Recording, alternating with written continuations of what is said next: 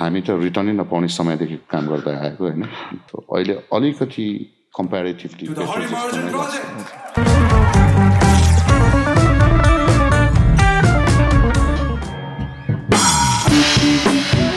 music मार्फत युनिटीको लागि हो अनि यसमा चाहिँ बेसिकली अस्ट्रेलियन आर्टिस्ट र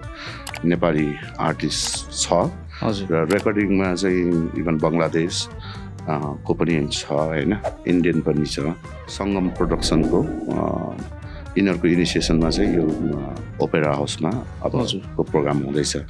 सोनिग चाहिँ काठमाडौँ भ्यालीलाई भनिने पुरानो नाम अनि त्यो नामबाट नै मैले चाहिँ रिच कल्चर हेरिटेज अनि यो म्युजिकली एकदमै भाइब्रेन्ट सिटीको कल्चर सबै कुराहरू गाभेर चाहिँ त्यो अनुसारले चाहिँ कम्पोज गरेको अनि सो कल्चरली एकदम रिच भएकोले हामी गिटार बजाउने माध्यमबाट चाहिँ विभिन्न वेस्टर्न विधाको म्युजिकहरू डिफ्रेन्ट समयअनुसार डिस्कभर गर्दै सिक्दै गएको होइन सो त्यस्तै नै चाहिँ हाम्रो नेपाली म्युजिक चाहिँ कोलाबोरेसन गर्दै डिफ्रेन्ट कल्चरसँग गाप्दै चाहिँ अरू विदेशी आर्टिस्टलाई